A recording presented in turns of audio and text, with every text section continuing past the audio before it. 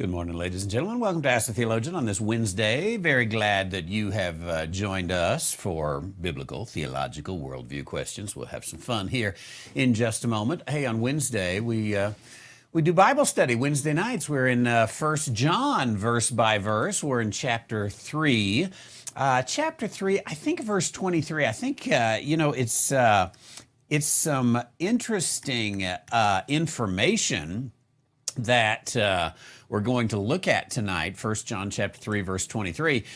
This is the commandment that we should believe on the name of his Son, Jesus Christ. Now that sounds kind of like the grace gospel, and love one another as he gave the commandment. Now that, arguably gets into works, doesn't it? You have to believe, and don't forget, you have to love one another.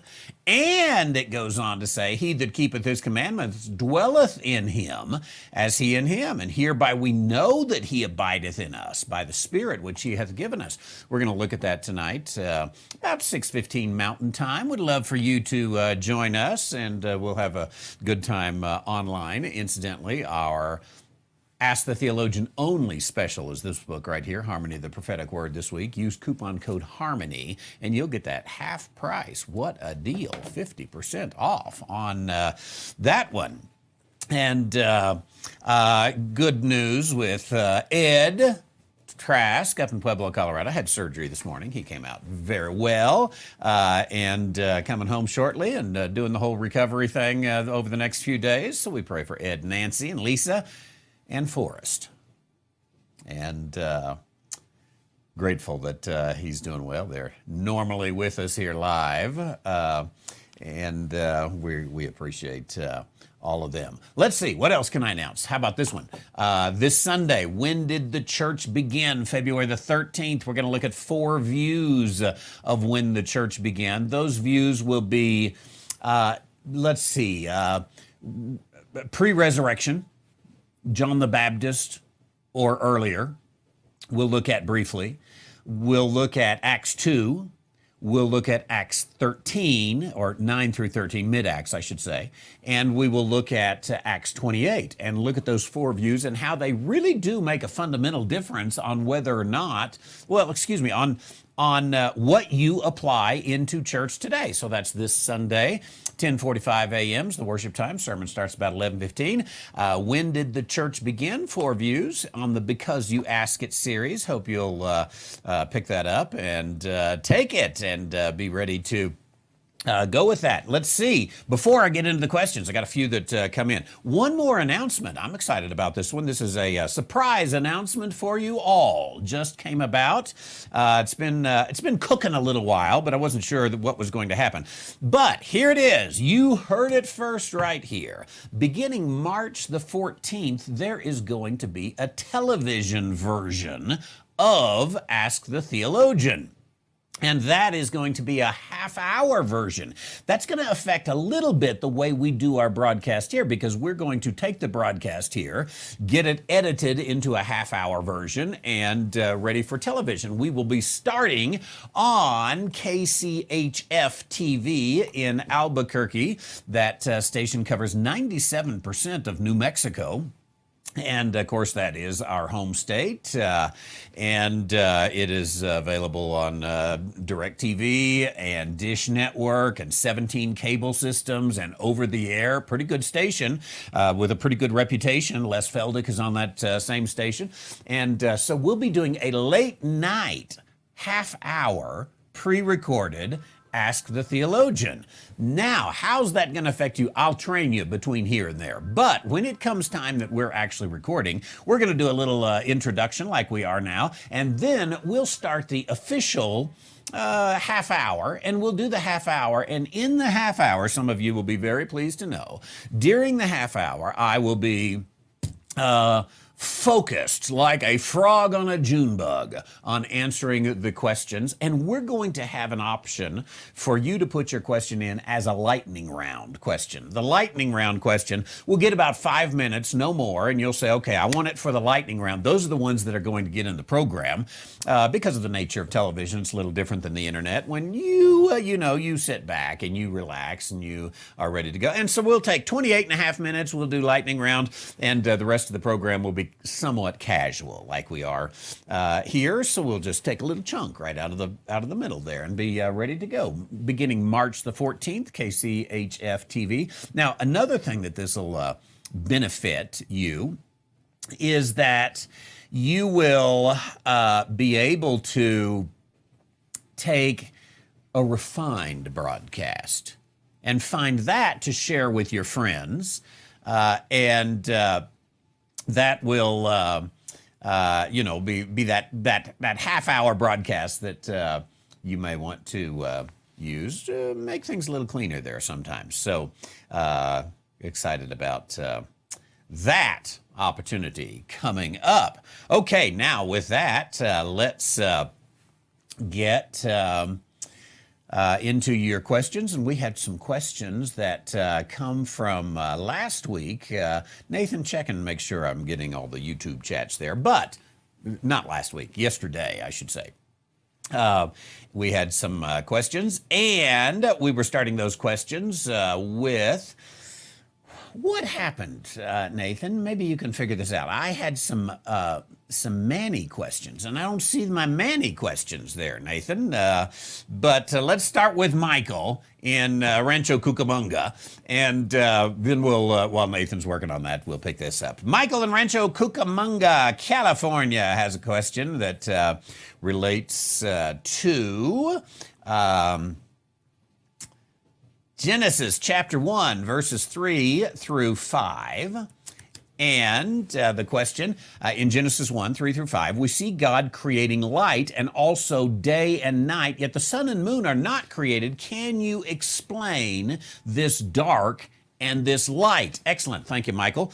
And you're exactly right, of course. Genesis chapter 1, verse 3, God said, let there be light, and there was light, and God saw the light that it was good, and God divided the light from the darkness, and God called the light day, and the darkness he called night, and evening and morning the first day. So in the first day, we already had darkness. Darkness is the absence of light, and God created light, but then he also separated light from darkness. Now, yet, it's not until the fourth day that there is the sun. And this, by the way, begins a pattern of the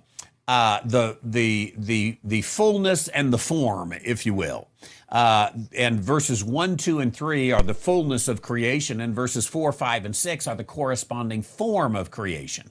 So you've got the fullness in the light, you've got the form that comes about in the sun and the moon and the stars. And you'll find that pattern that goes all the way through days 1 through 3 corresponding to the form in days 4, 5, and 6. Now, with this, we come and we say, okay, how do you have light with no sun? Well,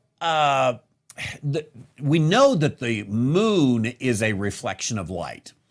We would normally say, and I think scientifically this is accurate, but we would normally say the sun is actually a source of light. But could it be that the sun is actually a reflection of light as well? That the sun is a concentrated reflection of light that indeed perhaps even causes, by the fourth day, causes an explosion which continues. Now, you and I, Michael in Rancho Cucamonga certainly was like Randy in New Mexico, and we, as kids, would get a magnifying glass, and we would find, oh no, we would never find a beetle or a roly-poly or anything like that. We would find a leaf, a dry leaf, and we would concentrate the light until it began to smoke, and we could smell it, and we could see what was happening there. Could it be that God created light on the first day, and that by the fourth day he concentrated that into the sun and the stars, and put the moon out there as a reflection. Now, I don't know that that's the case. I'm just saying that there are a number of possibilities to say maybe the sun itself is not even a source of light, just like when you have the magnifying glass there and it's down on the sidewalk, that looks like a source of light, and indeed perhaps is shining some light, but it's very hot right there, but nonetheless, it's a concentration of light which causes heat and explosion, which then creates some light on its own. Now, it's a possibility there, but I think that what we would have to say, whether or not that's scientifically true about the way it happens, what we would have to say is that God created a source of light, and 3 days later concentrated that into the sun, or changed that into the sun, so that light itself comes differently than the sun, a different source. Now, the second thing we could say here is because he divided light from the darkness. Now, there are no doubt a number of different ways that you could do this, but here, the only sphere I've got is a little ball that I have in the bottom of the cup. I wish I had a bigger one here. But a sphere certainly could divide light. I think this is one of the evidences that the earth was spherical from the beginning. You have a light source, and it makes that side of the sphere light, but the darkness over on this side is divided. It's separated. And there's a division between the light and the dark when you have a sphere. Is this saying that there is some sort of shadow effect, which is basically what light and dark is now?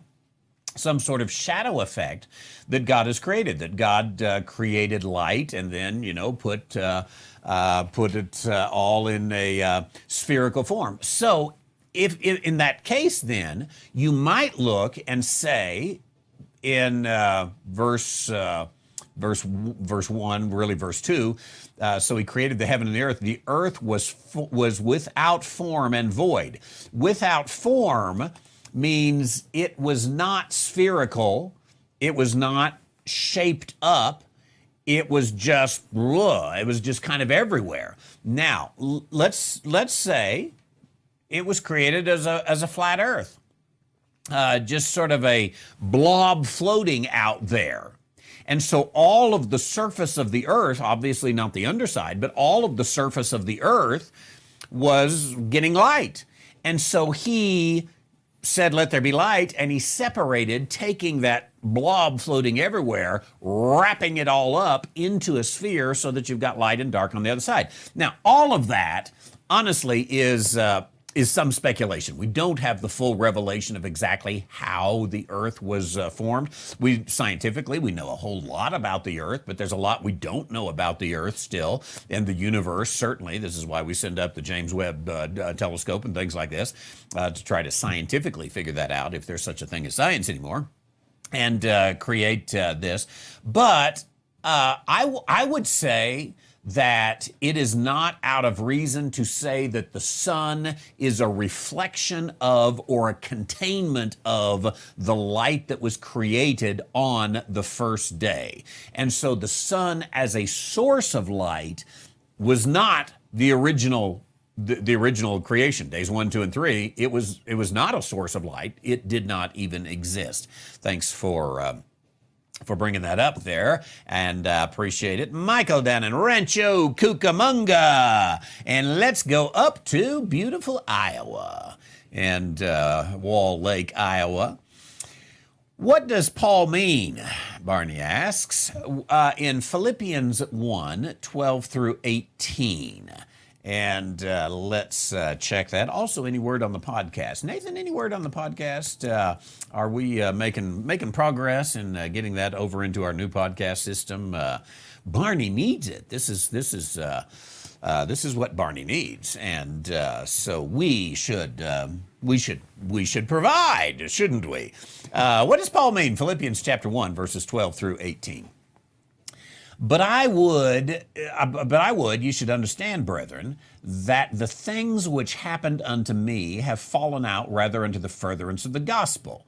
The things that have happened, he's talking about his turmoils and persecutions, so that my bonds in Christ are manifest in all the palace and in other places. Now, I believe so far, we're going to go down to verse 18, but so far, of course, he's just telling the Philippians, if I could borrow from the words of Joseph in the Old Testament, what you meant for harm, God meant for good. That, I never would have been in the palace and other places had it not been for my bonds in Christ. These became the manifestation of me being in the palace.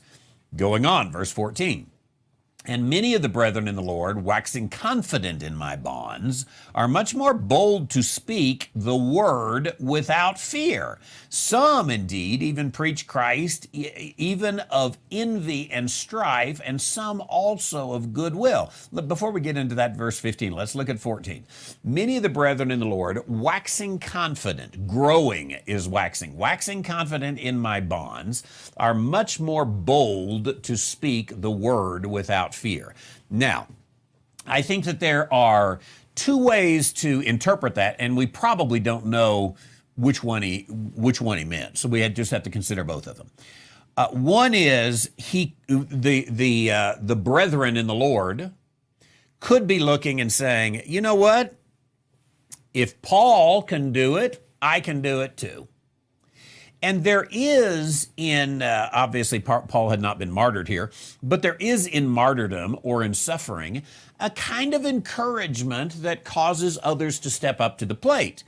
We see it in the Canadian preachers, some of the Canadian preachers who are standing up for their rights, the ability to hold services and these things, and we see some of that, and we in the United States say, I guess we should get with it. I should not be quite so lax in just allowing the government to come in and say, nope, sorry, you can't have services right now. I should stand up. I should have a spine. I should have a backbone. Heavens, they even have it in Canada. I can do it if the Canadians do it, with apologies to the Canadians. And So there's that kind of encouragement. But there's possibly another kind of encouragement in verse 14. Many of the brethren, waxing confident in my bonds, are much more bold to speak the word without fear. Maybe they're saying, you know what?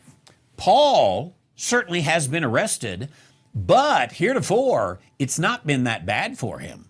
Now, again, maybe I have to say with apologies to Paul on this, what do you mean not that bad for me? I mean, remember that whole list of things that was out there.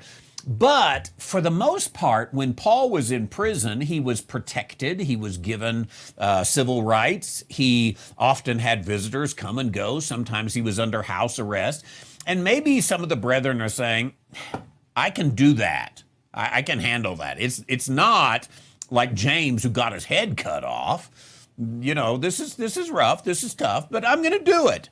So whichever the motivation is, it looks like there was some motivation, and the brethren were waxing confident in my bonds. Now, some indeed preach Christ, even of envy and strife, and some also of goodwill. Now here he's getting into some specifics, I suppose, that relate obviously to his church, to his situation that he's writing to the church of Philippi, and some preach Christ of envy and strife. Their motivation is not good. Maybe they're saying, hey, Paul seems to be getting all the public attention. He's getting all the press. Well, I'm gonna come. I'm gonna do it. I'm gonna preach better than Paul. Some also of goodwill. Okay, the motivation of those who are waxing bold and preaching Christ, some the motivation's not so good. Some the motivation is good. Verse 15. The one preached Christ of contention, not sincerely, supposing to add affliction to my bonds, but the other of love, knowing that I am set for the defense of the gospel. Again, speaking of this motivation here. Now, these here, obviously, I don't think Paul's too thrilled with them there in verse 16, that they preach Christ of contention, not sincerely. That's not the way to preach Christ. They preach Christ to add affliction to my bonds. Maybe they're preaching Messiah, as it depends on if you interpret, the one who's preaching in verse 16, if you interpret them as brethren, or as those who have rejected Jesus as Messiah, and so they preach Christ, just Messiah, unidentified, out of contention, supposing to add affliction to my bonds. So maybe he's saying, hey, there's even some Jews out there preaching of the Messiah, trying to get me in trouble. Now, again, the two motivations in 16 and 17, 15, 16, and 17. Verse 18, what then? Notwithstanding, every way, whether in pretense or in truth, Christ is preached. I therein do rejoice, yea, will rejoice. I think that what Paul is saying, and I'll give another illustration here in just a moment. What Paul is saying here is that the preaching of Messiah is a good thing. The focus on Messiah is a good thing. The focus on messianic scriptures is a good thing. Now, here, should we take this in terms of the completed work of Jesus the Christ, as would be applicable for Barney and I, or should we preach this as the prophetic word of Christ? I think you could probably go either way until I go in and do a study of Philippians in such a way that we can do the blue letter edition. We might be a little delayed on trying to figure that out. But either way, I think he says this is good. Now let me give an example. I am excited when I see Jews become more orthodox. Now, some in the evangelical community say, no, that's stepping away from the Messiah. That's stepping away from Jesus. They need to be, rejecting the law because we're not saved by the law. I get excited when Jewish people become more orthodox and they start walking towards the law. Why? Because if you study the law closely, it ends up pointing to Jesus. If you study the Messiah closely, it ends up pointing to Jesus. So let's take these verses to take those with the bad motivation in the worst kind of way we can take it. Then we look and say, okay, there's these brethren. We'll take this just as Jews in a very broad way. Many Jews in the Lord are waxing confident by my bonds. They're much more bold to speak. Some, indeed, preach Messiah out of envy and strife. They don't preach that Messiah is Jesus. They preach that Messiah is not Jesus. They preach that we need to do everything that is required for the national gospel of Israel so that Messiah will come, and Messiah has not come. They reject everything that I am about as Pauline. They reject everything that we're about as the sect of the Nazarenes for the Jews, as the little flock. They reject it all. They do it out of contention, not sincerely, supposing to add affliction to my bonds. Hey, if we prove that Jesus is not Messiah, that fella Paul is going to be done away with. There's others who do it out of love. I appreciate them, he says in verse 17. What then? Notwithstanding, in every way, whether pretense or truth, Christ is preached. These people, in order to give an argument, are going to have to do some study in the Torah, and Paul basically is saying the Word of God does not come back void. In a sense, again, I'm thrilled when anyone studies the Bible for any motivation. if they will look into it, and the Bible is sharper than any two-edged sword. That means, it cuts this way and it cuts that way. Shoo, shoo. You get in the Word, and it's going to do something. It's a positive thing. I think Paul is probably arguing in that regard. Thanks, Barney in Iowa. I appreciate the good question. God bless you. Let's go down to the Philippines and see our friend Ives in San Fernando, Pampanga. Such a fun thing to say. While the scripture doesn't say how most of them died, how did the apostles and Paul died? What are your views? Years and years ago, I did a study on how the apostles died. This is I don't even think it's available online. I doubt I could find it if I needed it.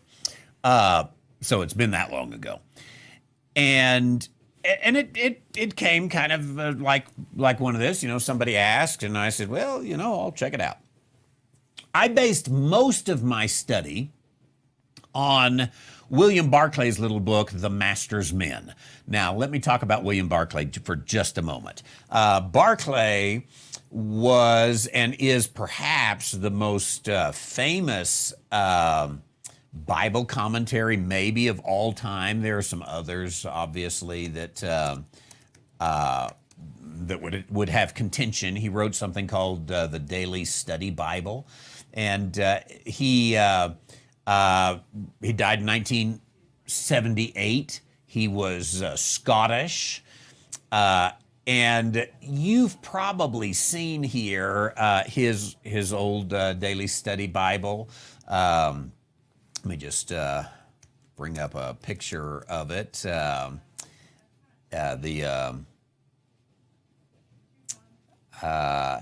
Well, they've changed the cover. Well, good, because they had the old cover for years and years and years and years and years and years and years.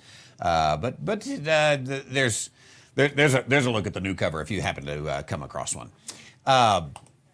So the Daily Study Bible was, to its benefit, I used to have, I probably still have some, I used to have a whole set. The Daily Study Bible, William Barclay, was a verse-by-verse commentary. Barclay was good at describing what happened. Incidentally, I've been mentoring a couple youngsters here.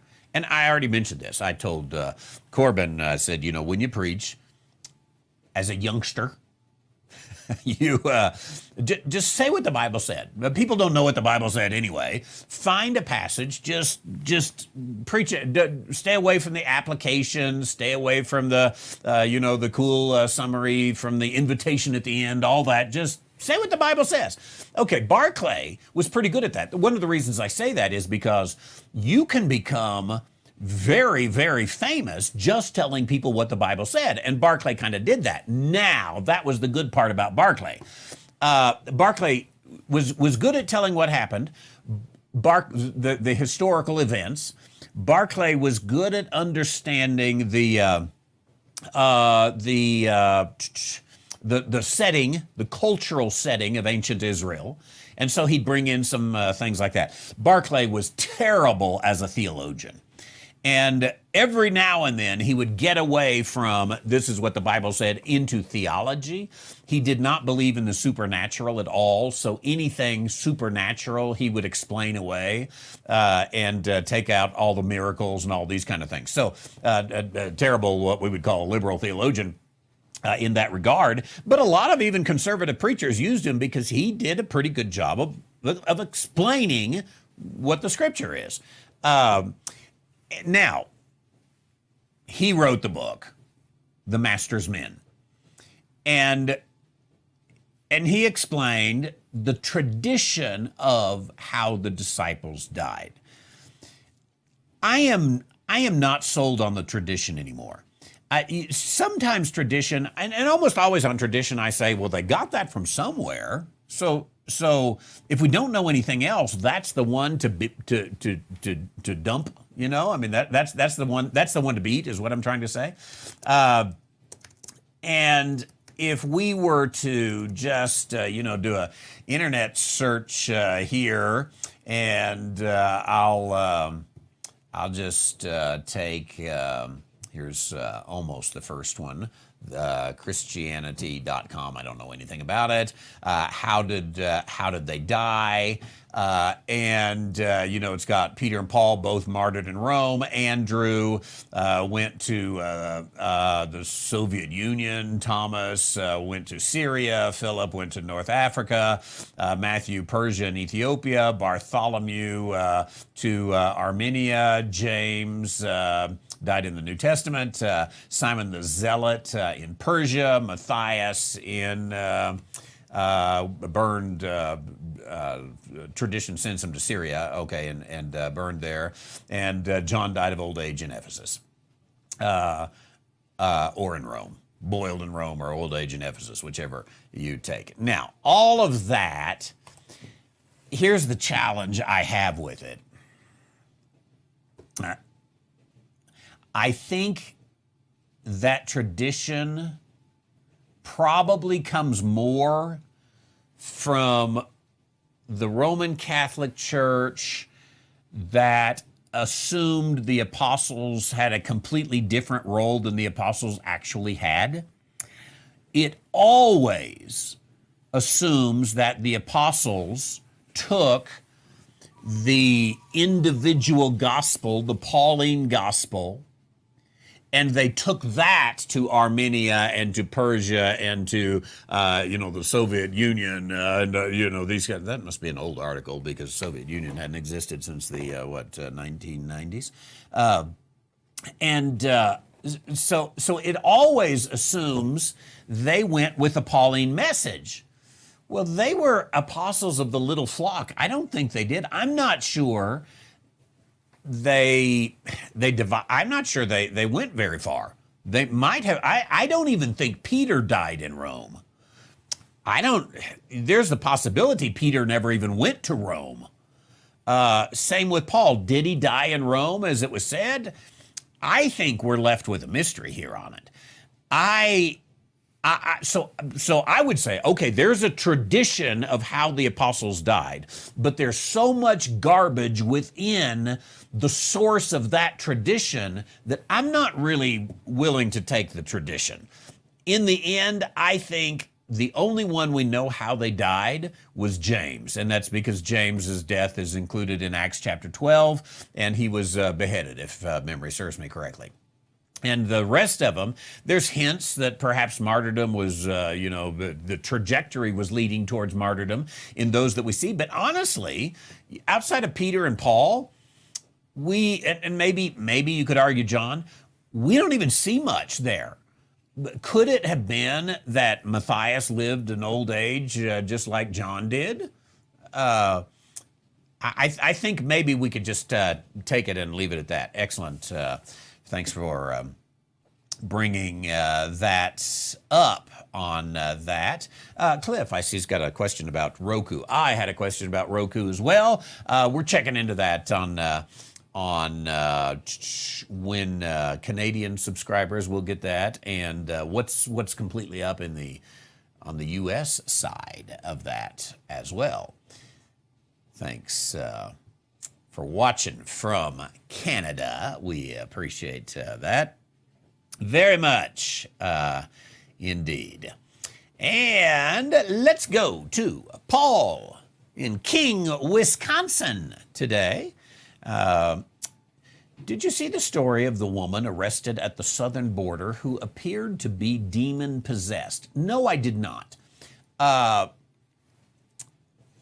But let me speak to this some. And see if I can just, I may or may not be able to find here's one from one day ago. Again, I don't know what website I'm going to here, but Here is this U.S. Border Patrol captures demon-possessed woman accused of human trafficking. Now, whoever wrote this, writes it as she is demon-possessed, not that she appeared to be not allegedly demon-possessed or as if demon-possessed. So that's a journalistic issue right there on the one who wrote. The headline, let's see here, disturbing footage from the U.S. southern border shows a woman supposedly arrested for human trafficking going into a psychotic fit of rage. When Border Patrol agents asked the handcuffed woman to put her feet into the vehicle so that they could shut the door, she began hissing and said in a creepy voice, "I don't understand what y'all are telling me." Owen Schroyer covered the strange video during Monday's War Room broadcast, and you could click on there. Now, I will speak to it. That's all I know about it right there. And from time to time, you get this. So here is a woman who is accused of human trafficking. Interesting, again, on the headline there. She is demon-possessed, but she's accused of human trafficking. According to the headline. Now, anyone who's doing human trafficking, first of all, it's a demonic activity to be involved in, and by demonic I just mean diablos, the adjective. It's a devilish activity to be involved in, and fortunately, the church has begun to speak up a little bit about that and needs to speak up a whole lot about that. But so allegedly, she's involved in human trafficking. Anyone involved in human trafficking, I think, would have some scenario in their mind of what do I do if or when the authorities come. And some, would say, well, I've got a bunch of guns and bullets, and I'll take care of the authorities when they come. Others would say, and they're not typically very successful at that, and would not recommend that. Others, might say, well, I'm gonna play dumb. I don't know what you're talking about. Could it be that she says, I'm gonna pretend like I'm demon possessed? Because that will get me, not guilty by reason of insanity.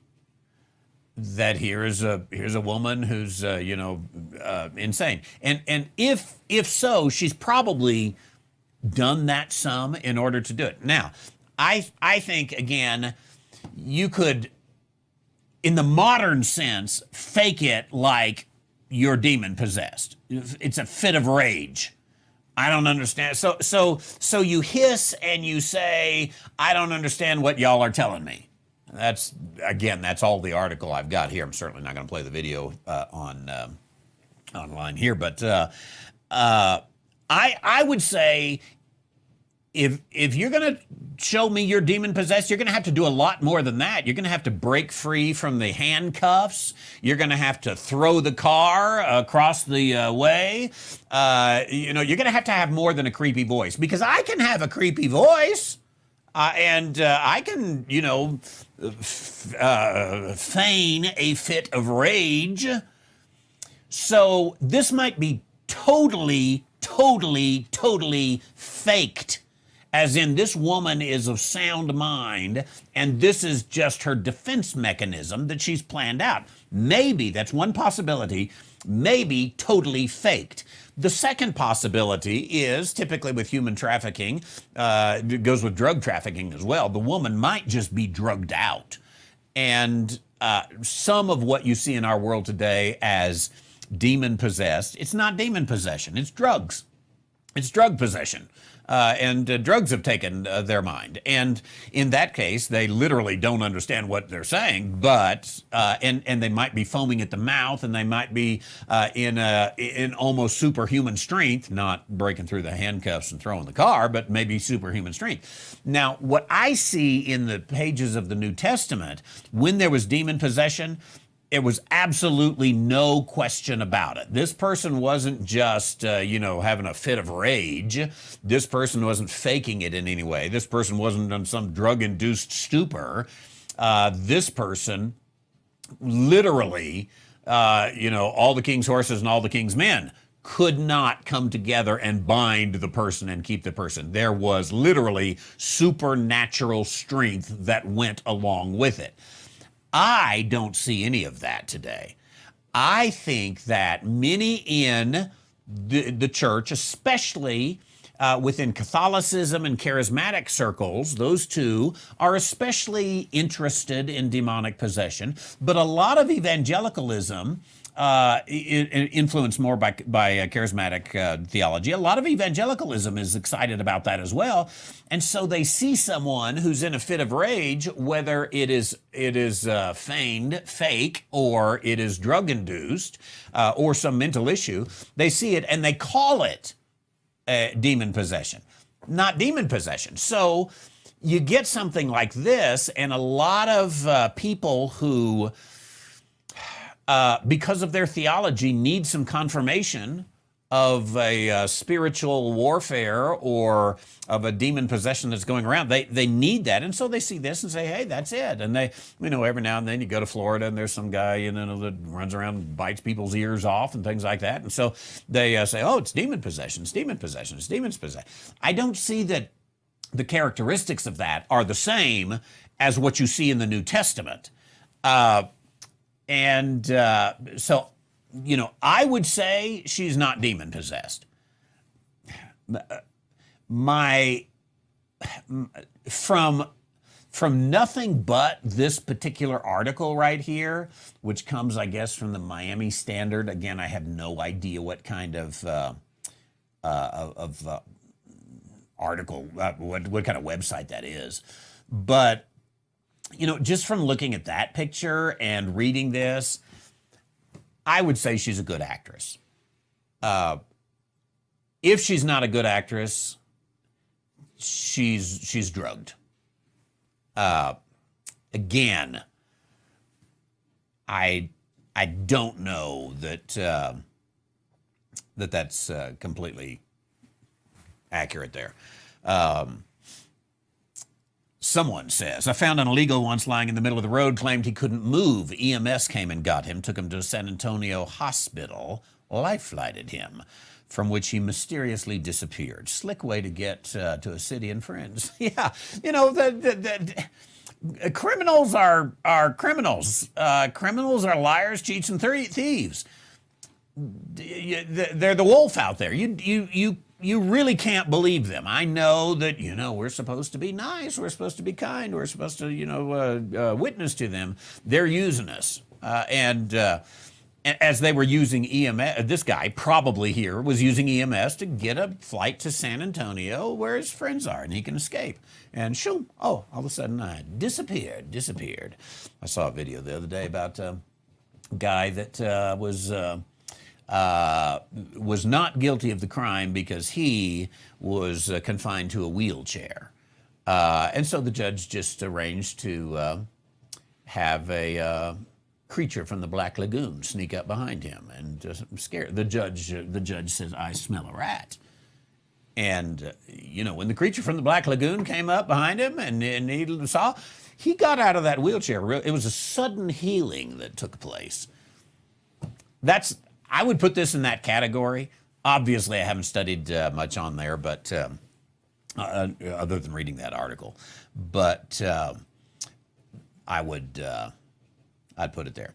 Okay, Rudy in Belgium, and the question coming from Belgium today is, could you please explain Exodus 4, chapter 24? Let's just see if I can explain Exodus 4:24. And it came to pass by the way in the inn that the Lord met him and sought to kill him. What interesting little scenario that takes place here. This is Moses. The hymn is Moses. Moses is on his way to do what God has told him to do. And on the way, the Lord decides to kill him.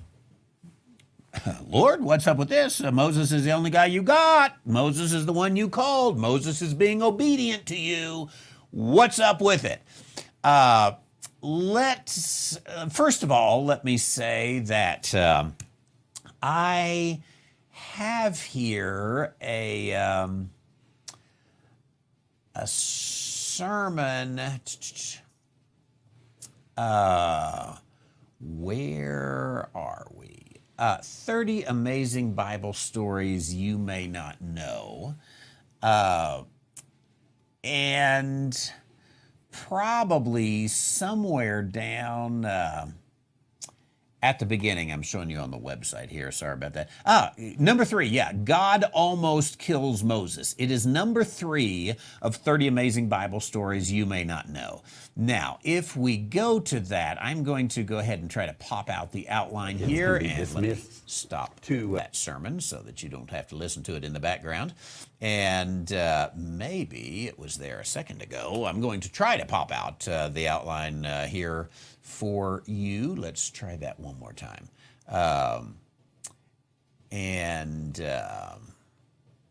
Okay, let's do this a little different way.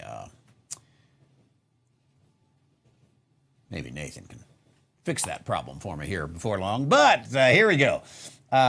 So Moses called and convinced, 4:1 through 17. Moses leaves for Egypt, 4:18 through 23. And of course, we're looking at verse 24, and so we get Moses is almost killed of God. Now, the Lord sought to kill who? We do have a question here. And we have it here, the Lord sought to kill him. So we do have to stop and say, okay, sought to kill who? Moses or Moses' son? There's a disagreement about the matter among both Christian and Jewish commentators, but the majority believe that it was Moses and not the son that was about to be killed. Since the context is largely the death of the firstborn, the strong argument could be that the son was being killed. However, the oldest son, Gershom, was born, and it goes through some of the issues. In any case, Leviticus 10:3 is a good reminder here. God insists on being treated as holy, especially by those whom he has called to be his own. Some comparison here. A note about our dispensation.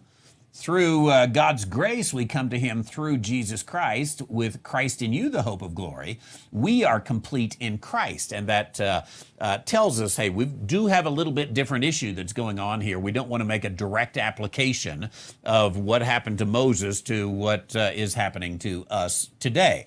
Now, then it goes on in verses 25 and 26, and Zipporah circumcising the children here. Now, again, that's number 3 in 30 amazing Bible stories that you may not know, if you want to get the whole sermon.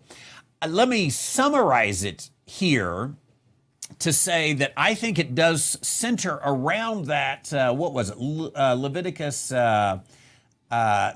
chapter 10, verse 3, and I'll just pull that up. Which says, Moses said unto Aaron, this is it that the Lord spake, saying, I will be sanctified in them that come nigh to me, and will be, and before all the people I will be glorified. And Aaron held his peace. Now, those who come before me, I will be sanctified. Now, I think that, no doubt about it, because the passage tells us in Exodus chapter 4, that Moses' son was not circumcised. And here, Moses, this is the son of Zipporah, the Midianite. Maybe there was some contention about it, just like later you had with Timothy not being circumcised.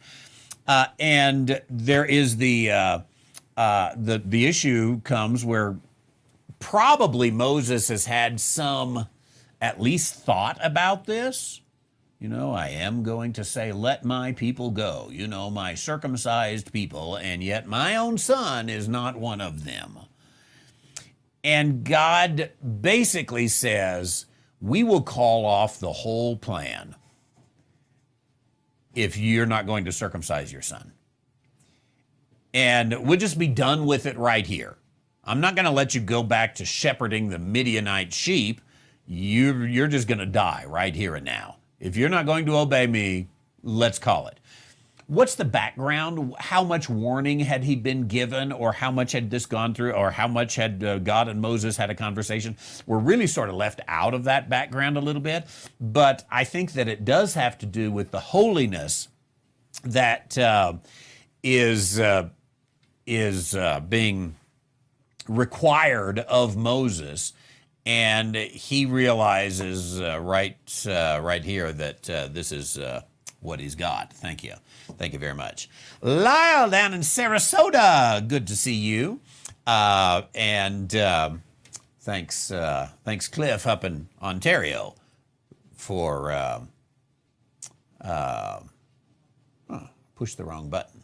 Thanks Cliff in Ontario for making sure I have the question. Okay, the question from Lyle in Sarasota. Ephesians 5:25, Christ gave himself up for it. What does the original transcript say? A lot of the translations say for her. Christ loved the church and gave himself up for it or for her? This is the question. Now, the bad news is, and I'm fixing this right now, is that I just closed out Logos because I did the whole Command Q instead of the Command W. You know, they shouldn't put those things so close together, the Q and the W. And so we've got that little issue there, and it's coming. It's coming, Lyle. But I needed to look into the Greek. Christ gave himself up for it or for her. That is an important, I would say, important to, this is where it's so handy to look into the Greek. Ephesians chapter 5, verse 25. Now we're ready. Husbands, love your wives, even as Christ also loved the church and gave himself for it. Let's look in the Greek right here. We have husbands, the masculine, obviously. Love is the imperative. Subject, verb. Husbands, love. Love what? Direct object. Your own wives. How? An adverb. Even as Christ loved. Christ loved the assembly, which is feminine. So subject, verb, direct object. Christ loved the assembly, the ecclesia, the church. And himself he gave for it.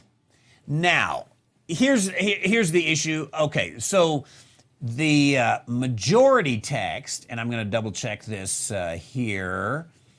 Yes, the majority text and the Textus Receptus does have it in the feminine, but it is translated in the King James, it is translated in the neuter. So both would be accurate. Christ gave himself for her, or Christ gave himself for it.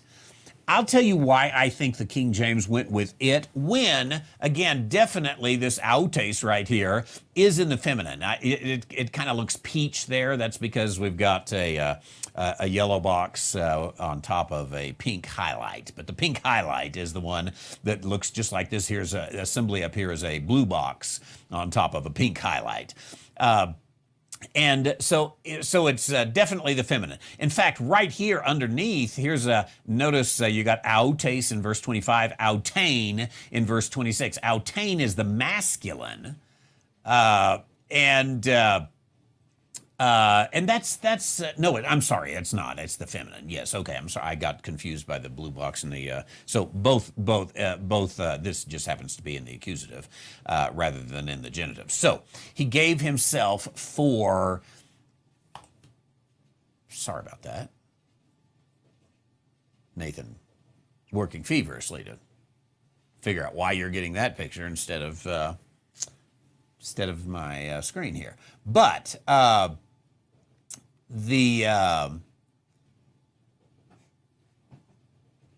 How's that? Now you're not getting, advertisements for some movies or something that just pops up automatically. Okay, so he gave himself for it. It is definitely in the feminine. You heard my discussion there. We'll go with it. It is in the feminine. Why did they translate it instead of her? Again, I think either one would be correct. But in English, we don't have masculine and feminine nouns for the most part. We sometimes make them that way, like a ship. We tend to refer to a ship in the feminine. And we put a name on the boat, and it's typically a girl name, not a boy name. The church, often we will call a she, but really in proper English, the church is an it. The church is a thing. The assembly, an ecclesia, is an it. So what they were doing is using English grammar rather than Greek grammar, because it is a translation into English. They're doing the right thing there. But some of the other translations have said, okay, actually, the feminine is used there, and people do, in the English language, understand the church as her. Either one, it is directed towards the assembly here. Husbands, love your wives, even as Christ loved the ecclesia, the assembly. That's one of those you always have to stop and do a little interpretation to determine which assembly it is. He loved the assembly and gave himself for it, which happens to be a feminine in the Greek.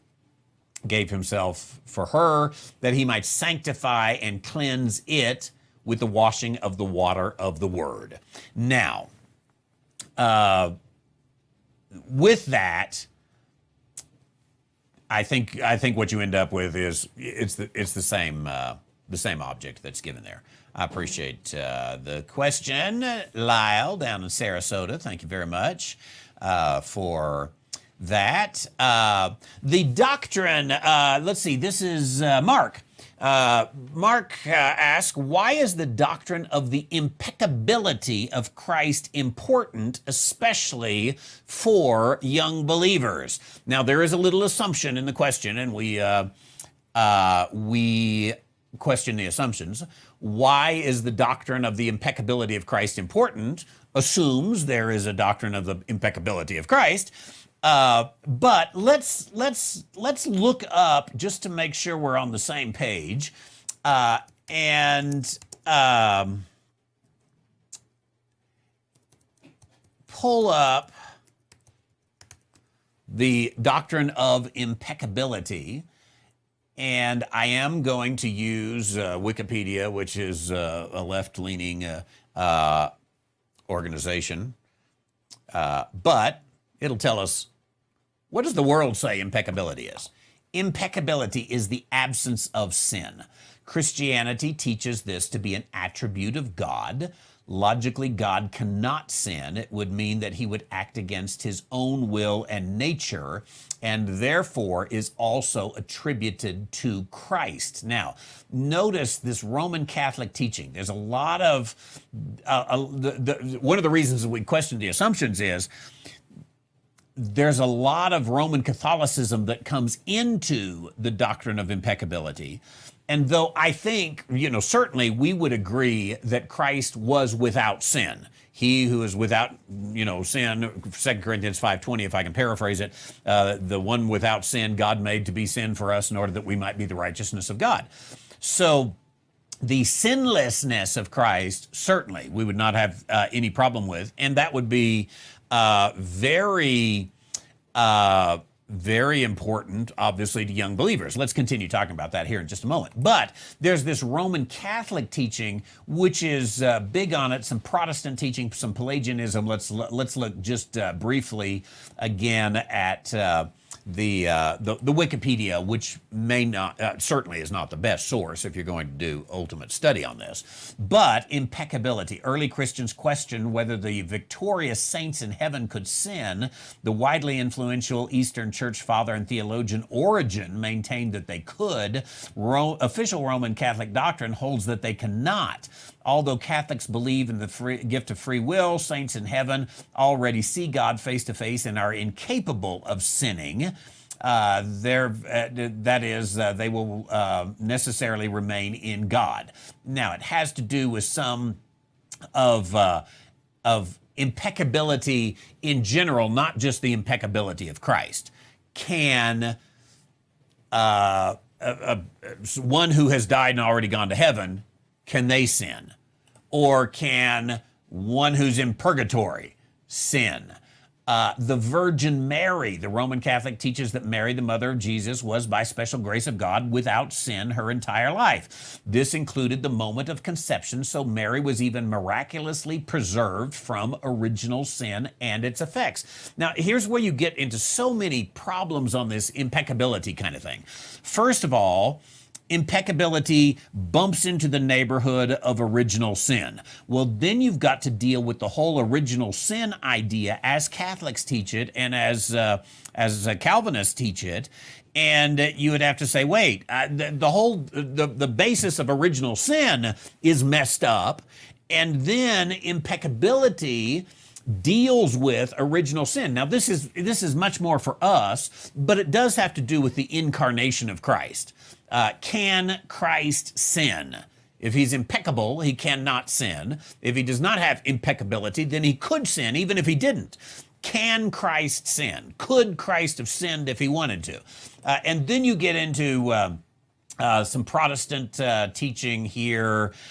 Christ was free of actual sin. Studying the Gospels, there's no reference of Jesus praying for forgiveness of sin, no confession of sin, the assertion that Jesus did not commit sin, nor could he be proven guilty of sin. He had no vices. In fact, he is quoted as saying, "Can any of you prove me guilty of sin?" Secondly, he was free from inherent sin, original sin, ancestral sin, all of this kind of stuff. Now, it gets into something that theologians have created. Theologians have created this doctrine of impeccability. Why not just go with the simple teaching of Scripture? 2 Corinthians, again, let's go to 5:21, excuse me. He, God, hath made him, Jesus, to be sin for us, who knew no sin. Now, let's just leave it right there. Christ knew no sin. The word know there is gnosko. It's a know by experience, not that he wasn't so naive that he didn't know that sin was out there, but there was no experience that he had personally with sin, so he did not sin. Could he have sinned? Could he have not sinned? He certainly could have called 10 legions of angels. He certainly had his own will. Not my will, but thine be done. And he had to lay aside his will. But I think when you start getting into some of these doctrines, and I'm a big believer that everything can be a doctrine, but I'm equally as big a believer in the danger of that, in saying you spend a lot of time dealing with a doctrine built upon a church doctrine built upon a church doctrine built upon a church doctrine built upon a church doctrine. And there's so much incorrect that is systemically a part of, by the time you get to impeccability, you're dealing with you can't do the impeccability of Jesus without doing the impeccability of Mary. You can't do the impeccability of Mary without doing the problem of original sin. You can't do original sin without giving Mary some special dispensation so that she doesn't have original sin. And so it's kind of like dealing with dealing with the mess at the back end instead of going all the way to the front end. And I think that Christ knew no sin. It's somewhat simple there, that Christ did not sin, he who is without sin. And so we rejoice in the sinlessness of Christ. Now, could Christ have sinned? If he couldn't have sinned, then he was not tempted. And I know some disagree with me. But again, you're running off in this wild goose chase. Could Christ have sinned at the temptation? Well, if you can't sin at the temptation, you're not tempted. And then the Bible led us astray because it said he was tempted. I am not tempted to turn myself into a 747. I'm just not tempted to do it. I don't struggle some late night when I'm all by myself saying, I think I'm going to be a 747. Yeah, that's what I'm going to do. I don't care if it's gonna make the FAA mad. I'm going to be a 747. I'm not tempted because I can't do it. So the heart of temptation is, it's a possibility. But again, the point is he didn't sin, and so why is the doctrine of impeccability of Christ important? I would say the sinlessness of Christ is important. Now, young believers, maybe. I don't know that this is true. I'll put myself in the area of young. Young believers are faced with more temptations because of opportunity, because of not getting your hand burned quite enough, not having enough experience. All the things that cause young believers to be more tempted. I think that we can look at it and say, hey, I can avoid temptation.